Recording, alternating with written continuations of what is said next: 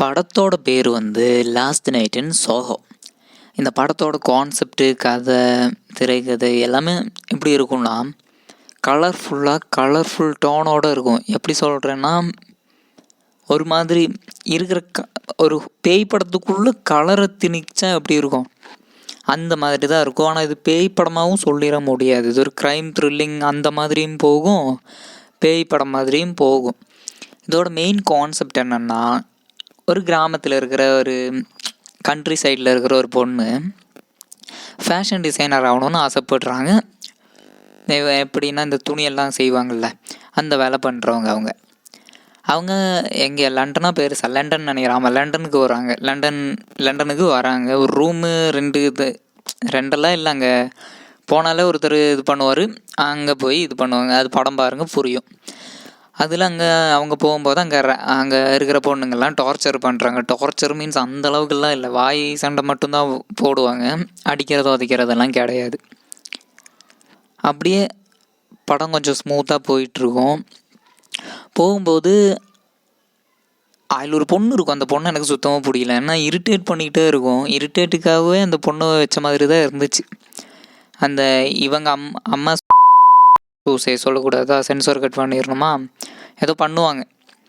அப்போது அவங்க அங்கிளுக்கும் அப்படி ஆச்சுன்னு சொல்லி அந்த பொண்ணு திரும்ப சொல்லும். அது கொஞ்சம் கடுப்பாகிடுச்சு. ஓகேவா. அதுக்கப்புறம் அந்த ரூமுக்குள்ளே நடந்த பார்ட்டி. இது மியூசிக்கல் படம் வேறு, பாட்டு நிறைய இடத்துல வரும். முதல்ல ஃபஸ்ட்டு ஒரு பாட்டு வந்திருக்கோ, அது நல்லாவே இருந்துச்சு. ஓகேவா. அதுக்கப்புறம் என்ன ஆகுதுன்னா, படம் அப்படியே அந்த பொண்ணுக்கு அங்கே இருக்க பிடிக்கலன்னு சொல்லி ஒரு வீடை வாங்குறாங்க. அந்த வீட்டில் இருந்தால் பிரச்சனையே ஆரம்பிக்குது. எப்படின்னா, அந்த வீட்டை வாங்குறது இல்லை, வாடகைக்கு வாங்கி ரெண்டு போட்டு தங்குவாங்கள்ல, அது மாதிரி தான் ஒரு ஒரு பாட்டிக்கிட்ட போய் அவங்க அந்த வீடு வாடகைக்கு வாங்கணும். நான் தான் ஃபோன் பண்ணி சொல்லியிருந்தேன், எனக்கு தான் வீடு வேணும்னு சொல்லி. ஹீரோயின் பேர் மறந்துட்டேன்.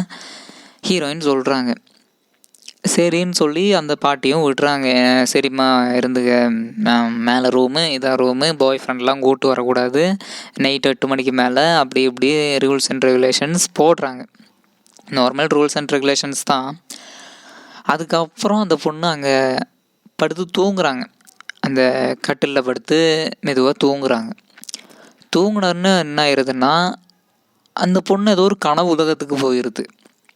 கனவு உலகம் மீன்ஸ் 1960 அந்த டைம் லைனுக்கு போயிடுறாங்க அந்த அக்கா. போனதுக்கப்புறம் என்னாச்சு ஏதாச்சு, அது உண்மையாக நடந்த விஷயமா, என்ன நடக்குது, அப்புறம் என்ன கடைசியில் என்ன ட்விஸ்ட்டு வருது, இதான் படம்.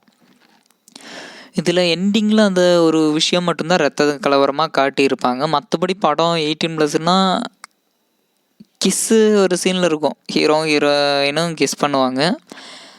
அதுக்கப்புறம் கொஞ்சம் பெரிய பிரச்சனையாக போகும். அது கடைசியில் தான் வரும்.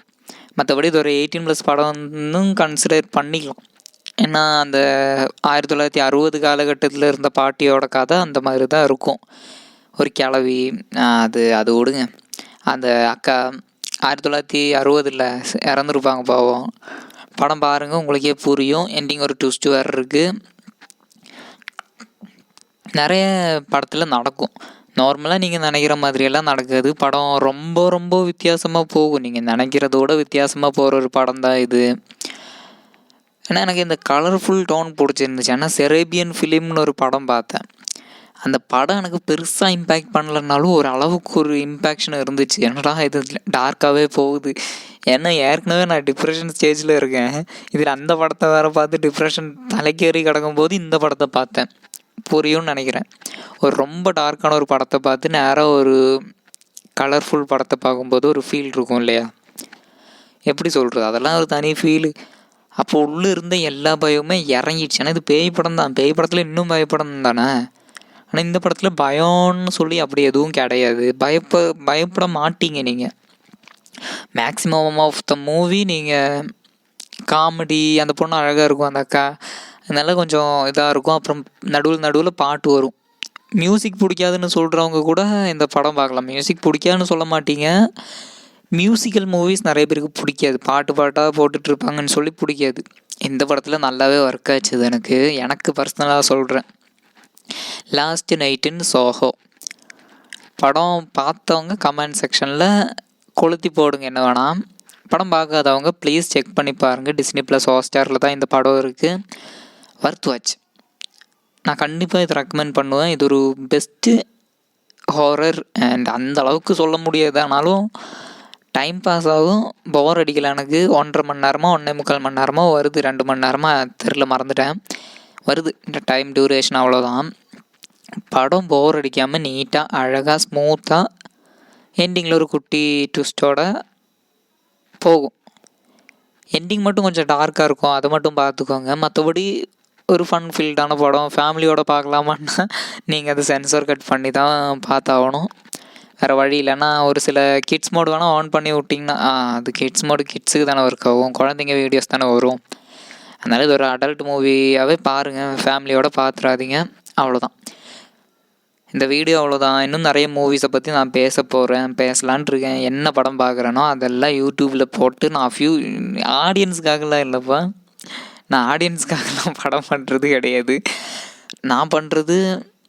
நான் ஃப்யூச்சரில் மேபி வீடியோஸ் எல்லாம் விட்டு ஒரு 10-15 வருஷம் கழித்து இந்த அக்கௌண்ட்டை பார்க்கும்போது நான் இப்படி தான் இருந்தேன், இந்த நினைவெல்லாம் இந்த காலகட்டத்தில் இப்படி தான் இருந்தேன்னு தெரிஞ்சுக்கிறதுக்காக ஒரு டைரி மாதிரி யூஸ் பண்ணலான் இருக்கேன்.